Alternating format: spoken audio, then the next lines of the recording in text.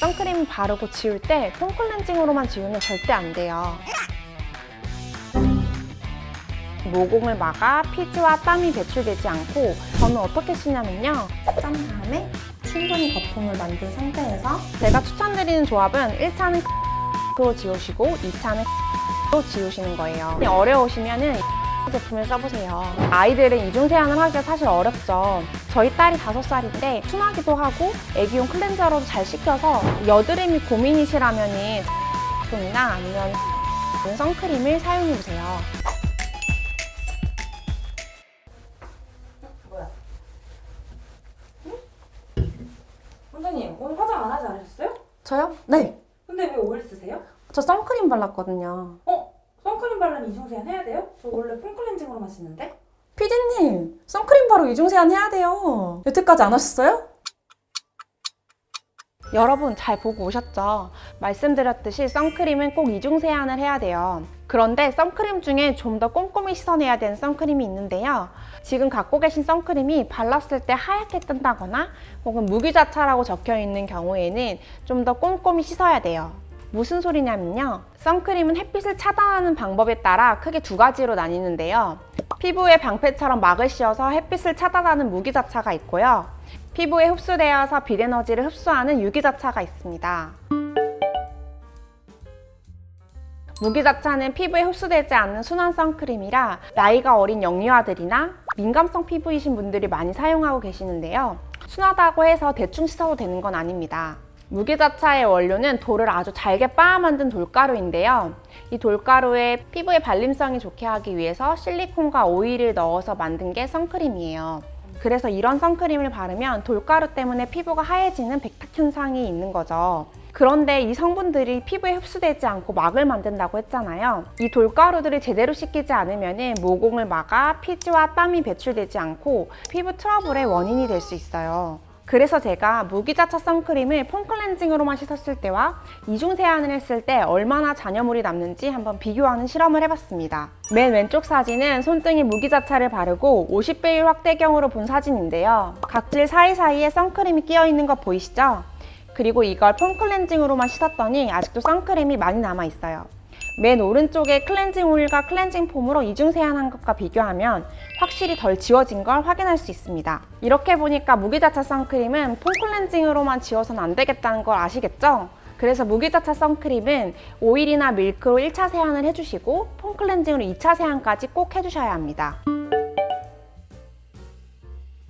그럼 무기자차가 아닌 선크림은 어떨까요? 선크림들은 대부분 유분기가 많아서 잘 지워내야 하는데요. 그렇지 않으면 오일 성분이 모공을 막아서 여드름 같은 피부 트러블의 원인이 될 수 있습니다.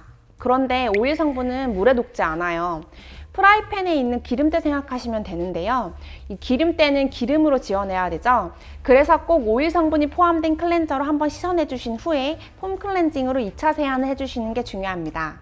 이것도 제가 실험을 해봤어요. 이번에는 자외선 카메라로 찍어보았는데요. 자외선 차단제를 발랐을 때와 1차 세안만 했을 때, 이중 세안까지 했을 때 피부에 잔여물이 얼마나 남아있는지 보이시죠? 기름 성분은 폼 클렌저로만 지워지지 않기 때문에 꼭 1차 세안은 오일 성분이 들어있는 걸로 해주시고 남은 잔여물은 폼 클렌징으로 한 번 더 씻어주시면 되는 거예요.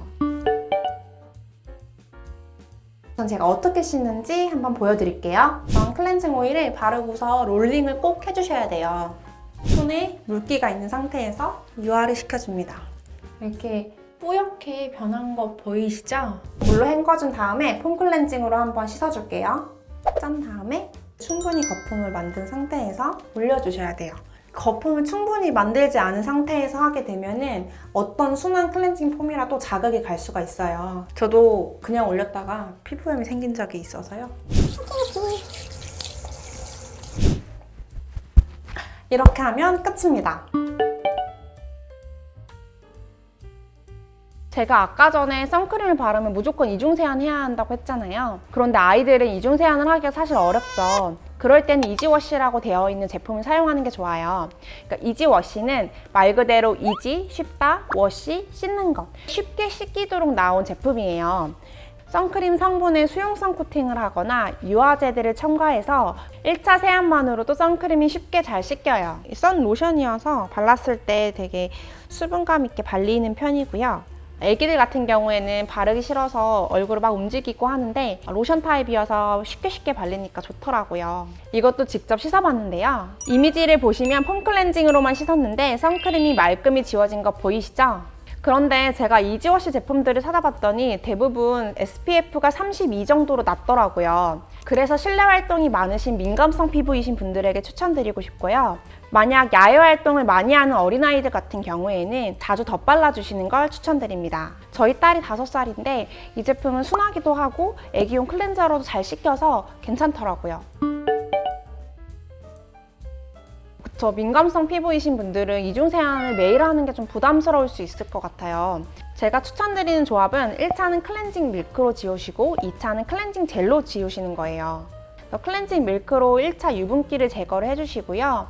이 클렌징 젤로 남은 잔여물을 제거해 주시는데 자극이 적고 수분감 있게 마무리되기 때문에 이런 젤 클렌저로 사용해 보시면 피부 장벽이 약하신 분도 부담 없이 사용해 보실 수 있을 것 같습니다.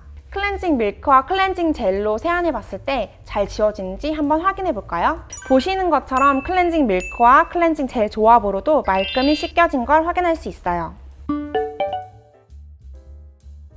여드름 피부이신 분들이 선크림을 발랐을 때 여드름이 더 올라오는 이유는 선크림이 오일리하기 때문이에요. 유분기가 많은 선크림이 제대로 씻기지 않으면 잔여물이 모공을 막고 결국은 여드름을 유발하거든요. 반면 수분감이 많은 선크림은 발랐을 때 오일 성분이 적게 남아서 모공을 막을 확률이 줄어들어요. 그래서 여드름 고민이 있으신 분들은 수분감이 많은 선크림을 사용하시거나 아니면 잘 씻기는 이지워시 제품을 사용하는 걸 추천드립니다. 지금까지 선크림 세안법에 대해서 알아보았는데요. 내용이 유익하셨다면 좋아요와 구독 부탁드립니다. 저는 앞으로 더 좋은 내용을 가지고 돌아오도록 하겠습니다. 지금까지 피부가 예뻐지는 10분 피부텐텐의 피부과 전문의 김수영이었습니다. 안녕.